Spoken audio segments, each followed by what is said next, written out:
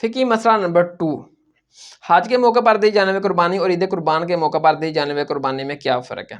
دیکھیں یہ دو الگ قربانی ہیں۔ اصل میں جو قربانی ہے وہ حج کے موقع پر دی جانے والی قربانی ہے جسے سنت ابراہیمی کہا جاتا ہے۔ اب جو لوگ حج کے لیے جاتے ہیں، صحابہ استطاعت ہیں، وہ ادھر جاتے ہیں اور قربانی کر لیتے ہیں، سنت ابراہیمی پر عمل کر لیتے ہیں۔ جو لوگ غریب ہیں، حج پر نہیں جا سکتے، تو پھر اللہ تعالیٰ نے ایک گفٹ کے طور پر ان کو عید قربان کی قربانی کا حکم دیا، جس کا ذکر سورۃ الکوثر میں ہے، فصل لربک وانحر، اپنے رب کے لیے نماز پڑھ اور قربانی کر۔ اور جو حج کی قربانی ہے اس کو کہتے ہیں الہدیو، یعنی کہ ہدی بھی بولا جاتا ہے، اور جو عید قربان کی قربانی ہے اس کو کہتے ہیں الادحیہ، یعنی کہ عید الاضحیٰ کا لفظ بھی بولا جاتا ہے نا۔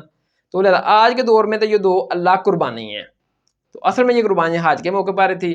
وہ بھی جو بندہ حج قران کرے یا حج تمتع، جس کا ذکر سورۃ البقرہ میں ہے نا، کہ اللہ تعالیٰ نے فرمایا کہ جو بندہ ایک ہی سفر میں حج کے ساتھ عمرے کا فائدہ اٹھائے، اسے چاہیے کہ وہ اللہ کی راہ میں ایک بکرا ذبح کرے، یعنی قربانی کرے۔ اور جو بندہ قربانی نہیں کر سکتا، غریب ہے، وہ 10 روزے رکھے، 3 حج کے دنوں میں اور 7 روزے جب وہ گھر واپس آئے آ کر رکھے، اس طرح 10 روزے مکمل کرے۔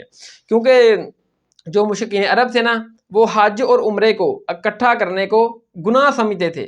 تو مشکات میں حدیث ہے 2558 نمبر 2558 کہ نبی صلی اللہ علیہ وسلم نے حکم دیا کہ حج اور عمرہ قیامت تک کے لیے اکٹھے ہو گئے ہیں، کیونکہ نبی صلی اللہ علیہ وسلم کو ظاہر ہے ہمارا ساتھ تھا کہ میرے امتیوں نے بہت دور دور سے آنا ہے، تو ظاہر ہے جب وہ آئیں گے اتنے خرچ کر کے، تو حج کے ساتھ ہی ایک ہی سفر میں عمرے کا فائدہ بھی اٹھا لیں گے، اور اس کے بدلے وہ اللہ تعالیٰ کے حضور ایک جانور ذبح کر دیں گے۔ ٹھیک ہے نا۔ تو حج تمتع اور حج قران میں جو قربانی کی جاتی ہے وہ عمرے سے جو فائدہ اٹھایا جاتا ہے اس کی وجہ سے ہوتی ہے، اور یہ قربانی واجب ہے، فرض ہے۔ ٹھیک ہے۔ البتہ جو حج افراد کرتا ہے، چھڑا ہے حج، اس کے اوپر یہ قربانی نہیں ہے۔ پھر سورۃ الحج کی آیت نمبر 36 میں ہے کہ اللہ تعالیٰ نے جو حج کے موقع پر دی جانے والی قربانی تھی نا، وہ جانور ہیں، ان کو شاعر اللہ ڈکلیئر کیا ہے کہ یہ اللہ کی نشانی ہے کہ یہ حج کے موقع پر ان کی قربانی کی جاتی ہے۔ تو نبی صلی اللہ علیہ وسلم جو قربانی کے جانور تھے نا، ان سے بہت زیادہ محبت فرمایا کرتے تھے۔ تو آج کے دور میں بھی جو یعنی کہ لوگ جب لاتے ہیں جانور قربانی کا گھر اپنے، تو وہ پیشاب کر دیتے ہیں یا گوبر کا مسئلہ بن جاتا ہے، تو ظاہر ہے وہ ایک گندگی تو ہوتی ہے، لیکن اللہ تعالیٰ کے حضور اس تکلیف سے جو انسان گزرتا ہے، ٹھیک ہے، جانور کی وجہ سے، قربانی کے جانور کی وجہ سے، تو اللہ تعالیٰ کے حضور اس میں بھی آپ کو اجر عطا کریں گے، نیکیاں ہی عطا کریں گے۔ بلکہ مشکات میں حدیث ہے 2627 نمبر 2627 کہ نبی علیہ الصلوۃ والسلام جو قربانی کا جانور تھا نا، اپنے مبارک ہاتھوں سے اس کے گلے میں جوتوں کا ہار ڈالا کرتے تھے، کیونکہ عرب میں یہ ایک روایت تھا کہ جو قربانی کا جانور ہوتا تھا اس کے گلے میں جوتوں کا ہار ڈالا جاتا تھا، تاکہ دور سے پتہ چل جائے کہ یہ قربانی کا جانور ہے۔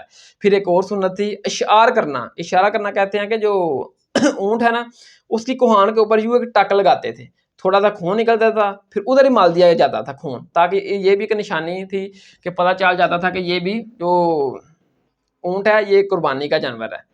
تو مشکات میں ایک اور حدیث ہے 2631 2631 کہ عائشہ بیان کرتی ہیں کہ میں قربانی کے جانور کے جو گلے میں پٹا ڈالا جاتا تھا نا، قلائدہ، وہ خود اپنے مبارک ہاتھوں سے اس کو بنایا کرتی تھی۔ تو نبی صلی اللہ علیہ وسلم اس قلائدے کو خود اپنے مبارک ہاتھوں سے قربانی کے جانور کے گلے میں پہنایا کرتے تھے۔